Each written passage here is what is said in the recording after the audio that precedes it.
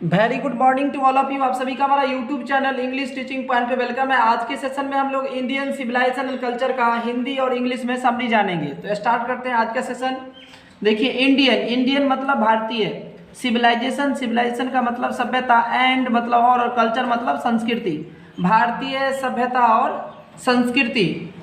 It has been written by Mahatma Gandhi, या महात्मा गांधी के द्वारा लिखा गया है।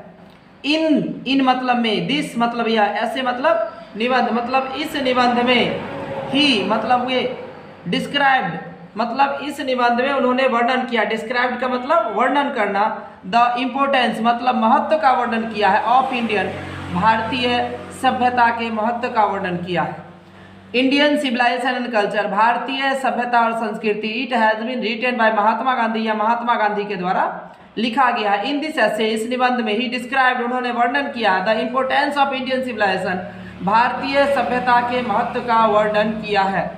आगे देखिएगा, ही सेज वह कहते हैं कि डैट मतलब कि Indian civilisation has kept its basic character very safe till now. वह कहते हैं कि भारतीय सभ्यता अभी तक अपने मूलभूत गुणों को सुरक्षित बनाए हुए है। बेसिक मतलब मूल, कैरेक्टर मतलब गुण, और वेरी सेफ मतलब बहुत सुरक्षित। मतलब भारतीय सभ्यता अपने गुणों को अभी तक काफ़ी सुरक्षित बनाए हुए है। इट इज़ यूनिक, यह अद्भुत है, अद्वितीय है, जिसकी तुलना किसी से ना की जा सके। एंड और it can not B beaten in the world, इसे पूरे दुनिया में परास्त नहीं किया जा सकता है। मतलब गांधी जी कहना चाह रहे थे कि हमारी जो सभ्यता है दुनिया में सबसे बेहतर सभ्यता है।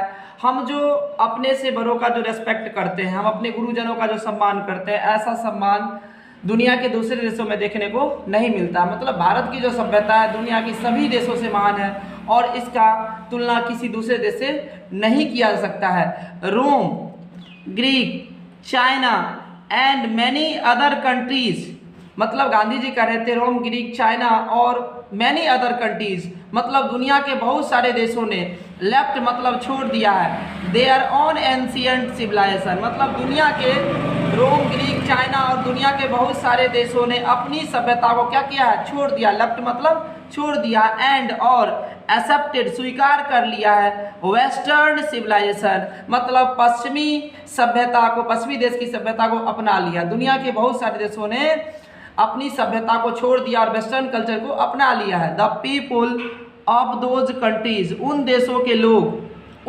लोग मतलब पश्चिमी देशों के लोग, या ऐसे लोग जो वेस्टर्न कल्चर को अपना लिए हैं। बिलीव इन मेटलिज्म, वास्तुवाद में विश्वास रखते हैं। बट मतलब लेकिन इंडियन सिविलाइजेशन, भारतीय सभ्यता डिड नॉट चेंज, नहीं बदली है। मतलब गांधी जी कहते हैं कि दुनिया के बहुत सारे देशों ने अपनी सभ्यता को छोड़ दिया है और वेस्टर्न कल्चर को अपना लिया है, लेकिन आज भी इंडियन सिविलाइजेशन जो है वो चेंज नहीं हुआ है, नहीं बदला है। It has kept its ancient civilisation, यह आज भी अपने प्राचीन सभ्यता को बनाए हुए है। इट इज रियली सेड, यह वास्तव में कहा जाता है, इट इज रियली सेड, यह वास्तव में कहा जाता है कि डैट मतलब कि आवर माइंड, हमारा दिमाग, is a restless bird. Gandhi ji कहते हैं कि यह वास्तव में कहा जाता है कि हमारा दिमाग बेचैन पक्षी की तरह होता है। The more it gets the more its wants, ये जितना इसे मिलता है उतना और चाहता है। एंड और स्टिल रिमेन अनसेटिस्फाइड, और फिर भी यह संतुष्ट नहीं होता है। गांधी जी कहते हैं कि यह वास्तव में कहा जाता है हमारा दिमाग जो होता है वो बेचैन पक्षी की तरह होता है, इसे जितना दीजिएगा ना उतना और चाहता है, और कभी सेटिस्फाइड, कभी संतुष्ट नहीं होता है। आगे, वी हैव मैनी डिजायर्स, हमारे पास बहुत सारी इच्छाएं होती है, हर तरह का काम करने की इच्छाएं होती है। वी हैव मैनी डिजायर, हमारे पास बहुत सारी इच्छाएं होती है। बट मतलब लेकिन, वी मस्ट कंट्रोल, लेकिन हमें अवश्य नियंत्रण करना चाहिए। आवर माइंड, अपने दिमाग पर नियंत्रण करना चाहिए। एंड और डिजायर्स, हमें अपने इच्छाओं पर नियंत्रण करना चाहिए। आवर एंसेस्टर, हमारे पूर्वज, did not want to live in cities, हमारे पूर्वज शहरों में रहना नहीं चाहते थे। Our ancestor did not want to live in cities, हमारे पूर्वज शहरों में रहना नहीं चाहते थे। अकॉर्डिंग टू देम, उनके अनुसार, अकॉर्डिंग टू देम, उनके अनुसार, cities are full of corruption, उनके अनुसार शहर जो होता है पूर्ण रूप से करप्शन से, करप्शन मतलब भ्रष्टाचार से भरा हुआ था। गैंग्स ऑफ रॉबर, डाकुओं के समूह से भरा होता है।